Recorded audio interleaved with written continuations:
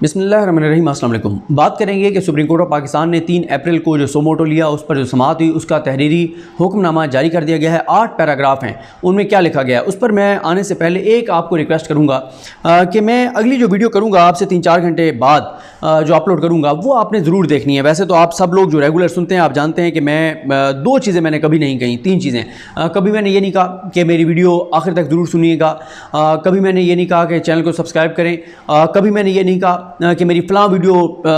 लाजमी देखें, या 3-4 बार कहा होगा लेकिन रेगुलर मैं ये बात नहीं कहा करता। ना कभी मैंने आपको ये कहा कि बेल आइकॉन दबाएं, घंटी के बटन दबाएं, ये करें वो करें, शेयर करें, लाइक करें, कमेंट करें, ये बातें मैं नहीं करता। लेकिन अगली वीडियो इसलिए इंपॉर्टेंट है कि अगली जो वीडियो है उसमें ज़रा मैं कुछ चीज़ें आपके सामने रखना जा रहा हूँ जो मुझे लगता है कि सुप्रीम कोर्ट ऑफ पाकिस्तान का कंधा इस्तेमाल करके, और जिस तरह से पहले एक सुप्रीम कोर्ट ऑफ पाकिस्तान के ज़रिए अदालती कत्ल करवाया गया था, अब एक सियासी कत्ल जो है वो सुप्रीम कोर्ट के ज़रिए कराने की कोशिश की जा रही है सुप्रीम कोर्ट के कंधे इस्तेमाल करके। तो इसलिए वो वीडियो आप ज़रूर देखिएगा जब भी आपको टाइम मिले, चाहे ये वीडियो ना आगे बेशक ना देखें। अब मैं आपको बताता हूँ कि सुप्रीम कोर्ट ऑफ पाकिस्तान ने जो तहरीरी हुक्मनामा जारी किया है उसमें क्या कुछ लिखा गया है। सुप्रीम कोर्ट में कौन कौन मौजूद था उस पर बाद में आएंगे, आखिर में वो नाम है, कोई सुनना चाहे सुन ले, नहीं सुनना चाहता ना सुने। लेकिन सुप्रीम कोर्ट ने पहले पैराग्राफ में लिखा है कि ऑफिस की जानिब से एक नोट जो है वो इनिशिएट किया गया जिसमें उन वाक़यात को बयान किया गया जो आज कौमी असम्बली में पेश आए, जिन्हें इलेक्ट्रॉनिक और सोशल मीडिया पर वसी पैमाने पर रिपोर्ट किया गया कि आज यानी 3 अप्रैल 2022 को वज़ीर-ए-आज़म के खिलाफ तहरीक अदम एतमाद पर वोटिंग का अमल होना था। ताहम बयान किया गया है कि डिप्टी स्पीकर ने मज़कूरा करारदाद को 1973 के आइन के आर्टिकल 5 के तहत मुस्तरद कर दिया। चैम्बर्स में नोट पर दर्जेल हुक्मनामा जारी किया गया और ये हुक्मनामा था जब ये सोमोटो इनिशिएट किया गया। आज डिप्टी स्पीकर की जानिब से आइन के आर्टिकल 5 की बुनियाद पर वज़ीर-ए-आज़म के खिलाफ अदम एतमाद की करारदाद के मुस्तरद किए जाने के बाद की आइनी सूरत हाल पर अपनी तशवीश को शेयर करने के लिए अदालत के कई मोअज़्ज़ज़ जज साहिबान ने मुझसे मुलाकात की। मुंदरजा बाला इत्तफ़ाक़ राय के तनाजुर में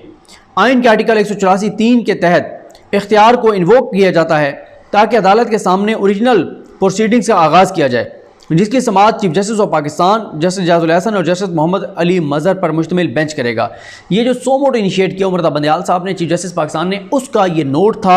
आगे लिखा गया है तीसरे पैराग्राफ में, बल्कि दूसरे पैराग्राफ में पहले ये लिखा गया है कि इसके बाद इस मामले को 2022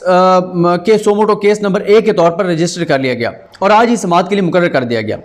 पैराग्राफ नंबर 3 में कहा गया है कि आज की समाअत में फाजिल अटार्नी जनरल फॉर पाकिस्तान और सदर सुप्रीम कोर्ट बार एसोसिएशन दीगर फाजिल वकला के मौजूद थे जो मुख्तलिफ पार्टीज़ की नुमाइंदगी कर रहे थे और जिनसे मुतल्लिक आर्डर के टाइटल में नोट किया जा चुका है। चौथा पैराग्राफ में कहा गया है कि आगाज़ में CPC के ऑर्डर मुतल्लिका ऑर्डर लिखा गया है कि उसके तहत फाजिल अटार्नी जनरल फॉर पाकिस्तान को डिप्टी स्पीकर की जानिब से आइन के आर्टिकल 5 की बुनियाद पर तहरीक अदम एतमाद को मुस्तरद करने के फैसले की आइनी हैसियत से मुतल्लिक नोटिस जारी किया जाता है। ये दलाइल दिए गए कि बाद नज़र में इस मामले में ना कोई फाइंडिंग रिकॉर्ड की गई, ना ही मुतासरा पार्टी को सुना गया। हम इस चीज़ का मुआयना करना भी पसंद करेंगे कि आया आइन के आर्टिकल 69 में बयान शुदा उसमें तहफ़्फ़ुज़ जो हासिल है कि जो सुप्रीम कोर्ट है वो उसमें नहीं जा सकती, जो पार्लियामेंट के अंदरूनी मामलात हैं, जो स्पीकर की रूलिंग है उसमें सुप्रीम कोर्ट नहीं जा सकती। तो इसका भी हम जायज़ा लेंगे कि क्या हम इस मामले में जा सकते हैं या नहीं जा सकते, हमारा दायरा इख्तियार है या नहीं है। 5वें पैराग्राफ में कहा गया है कि इस अदालत के लिए तशवीश की बात यह है कि मुल्क में अमन और पब्लिक ऑर्डर को बरकरार रखा जाए। इसके मुताबिक तमाम सियासी पार्टीज़ को जो कौमी असम्बली में तहरीक अदम एतमाद के प्रोसेस में मुलविस हैं, जो शामिल हैं, और दीगर सियासी क़ुव्वतों को हदायत की जाती है कि कानून पर अमल करें और अमन और पब्लिक ऑर्डर को बरकरार रखें। रियासत का कोई एहलकार या इदारा कोई मावराए आइन इक़दाम नहीं उठाएगा और उन्हें सख्ती से आइन और कानून के मुताबिक काम करना चाहिए, जैसा कि वो असूल रहनुमाई करते हैं जिन्हें इस अदालत के Sindh high court bar association बनाम वफाक पाकिस्तान केस में बयान किया गया था। वज़ीर-ए-आज़म और सदर की जानिब से मंजूर शुदा कोई भी ऑर्डर इस अदालत के ऑर्डर से मशरूत होगा, यानी जो भी इक़दामात सदर पाकिस्तान करेंगे, प्राइम मिनिस्टर पाकिस्तान इमरान खान करेंगे,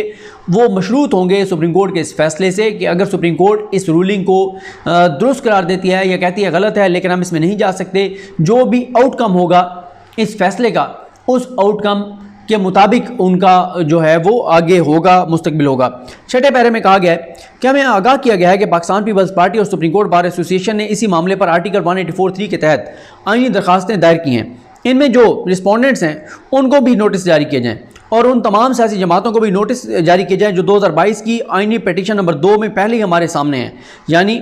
PTI, Noon league, peoples party, JUIF, Balochistan national party और अवामी नेशनल पार्टी। उनके मुतलका सेक्रेटरी जनरल्स के ज़रिए नोटिस जारी किए जाएँ जिन्हें सिर्फ उनके बिहाफ पर उनके वकला के ज़रिए सुना जाएगा। वफाकी सेक्रेटरी दाखिला और सेक्रेटरी दिफा को भी नोटिस जारी किए जाएँ कि वो इन इक़दाम से मुतल्लिक रिपोर्ट करें जो मुल्क में पब्लिक ऑर्डर, अमन और सुकून के लिए, पीस के लिए यकीनी बनाने के लिए उठाए जा रहे हैं। सुप्रीम कोर्ट बार एसोसिएशन और पाकिस्तान बार कौंसिल को भी नोटिस जारी किए जाएँ कि वो इन सोमोटो कार्रवाइयों और आर्टिकल 184(3) के तहत दायर शुदा आईनी दरखास्तों में अदालत की मुआमलत करें। इन मामलात में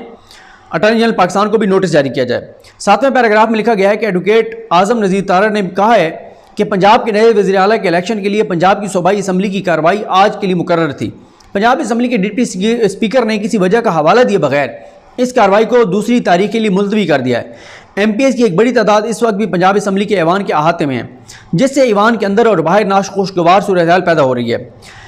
CPC के ऑर्डर, जो मुतलका ऑर्डर है, उसकी खिलाफवर्जी उसके तहत एडवोकेट जनरल पंजाब को भी नोटिस जारी किया जाए ताकि पंजाब असम्बली के डिप्टी स्पीकर के फैसले के इख्तियारात और उसके नतीजे में बनने वाली सूरत हाल का मुआयना किया जाए। नए वज़ीर आला के इंतखाब में मुलविस शामिल तमाम सियासी जमातों को तहम्मुल का मुजाहरा करना चाहिए, अमन और पब्लिक ऑर्डर को बरकरार रखना चाहिए। यह हिदायत की जाती है कि रियासती अहदेदार और सूबे के कानून नाफिज करने वाली एजेंसीज इस बात को यकीनी बनाएं कि सूबे में अमन और पब्लिक ऑर्डर बरकरार रहे और उन्हें सख्ती से आइन और कानून के मुताबिक काम करना चाहिए, जैसा कि वो असूल रहनुमाई करते हैं जिन्हें इस अदालत के Sindh high court bar association बनाम वफाक पाकिस्तान केस में बयान किया गया है। 8वें पैराग्राफ में कहा गया है चूँकि इन मामलों का तल्लुक एक अर्जेंट इशू से है, इसलिए ऑफिस को हुक्म दिया जाता है कि इसे कल यानी 4 अप्रैल को दिन 1 बजे लार्जर बैंक के सामने फिक्स करें। अच्छा, इसमें क्योंकि लार्जर बेंच पहले जो 63A को सुन रहा है वो तो वही है जिसमें उमर बंदयाल साहब हैं, एजाजुल हसन साहब हैं, मुनीब अख्तर साहब हैं, मज़हर आलमी खेल साहब हैं और जस्टिस जमाल खान मंतुखेल साहब हैं। तो कभी इम्कान यही है कि उनके सामने होगा। तो अब सुप्रीम कोर्ट ने आज, क्योंकि 4 अप्रैल का आगाज़ हो चुका है, तो आज सुप्रीम कोर्ट ने, अब मैं आपको बता चुका हूँ कि किन 4-5 चीज़ों को देखना है। आया जो रूलिंग दी, जिस बुनियाद पर दी आर्टिकल 5, वो बुनियाद दुरुस्त है या गलत है, वो रूलिंग उनकी रूलिंग कानूनी है या गैर कानूनी है। अगर कानूनी या गैर कानूनी है तो सुप्रीम कोर्ट उसको देख सकती है या नहीं देख सकती। अगर देख सकती है तो क्या किस हद तक सुप्रीम कोर्ट जा सकती है। तो ये वो सारी चीज़ें हैं जिसको सुप्रीम कोर्ट ऑफ पाकिस्तान देखने जा रही है। और साथ ही पंजाब का मामला बहुत इंपॉर्टेंट है क्योंकि 6 अप्रैल तक जो है वो कार्रवाई को जो है वो मुलतवी किया गया था, इजलास को मुलतवी किया गया था, लेकिन इसमें आज़म नज़ीर तारड़ साहब ने दरख्वास्त किया है कि ये गलत था और ये डिप्टी स्पीकर इसको मुलतवी नहीं कर सकते थे। और इस दौरान आपको पता है चौधरी सरवर के कुछ बयानात भी आए कि मुझसे गैर कानूनी काम करवाना चाहते थे, नंबर गेम पूरी नहीं थी चौधरी परवेज़ इलाही के पास, हुकूमत के पास, इसलिए उन्होंने ये किया है। और इसलिए वो ये कहते हैं कि वो इस सारे मामले में उन्होंने इसलिए वो नहीं माना तो उनको सैक कर दिया गया, उनको उहदे से हटा दिया गया। जबकि चौधरी परवेज़ इलाही सब कुछ और कह रहे हैं। उनका ये ख्याल है कि उनके बंदे तोड़े जा रहे थे, PTI के बंदे तोड़ रहे थे चौधरी सरवर, और वो शायद अलीम खान ग्रुप के साथ मिल गए थे। तो इस वक्त पंजाब के अंदर अलीम खान ग्रुप, जहांगीर तरीन ग्रुप और चौधरी परवेज़ इलाही जो हैं, इनकी जो है वो ठन गई आपस में और बड़े सख्त बयानात दे रहे हैं चौधरी परवेज़ इलाही अलीम खान और जहांगीर तरीन के ख़िलाफ़, चौधरी सरवर के ख़िलाफ़, और वो तीनों चौधरी परवेज़ इलाही के ख़िलाफ़ बयानात दे रहे हैं। तो पंजाब वफाक में तो वाज़े हो गया कि इमरान खान साहब जो हैं उन्होंने असम्बलियाँ जो हैं वो असम्बलियाँ तो नहीं, असम्बली तहलील कर दिया, वफाकी जो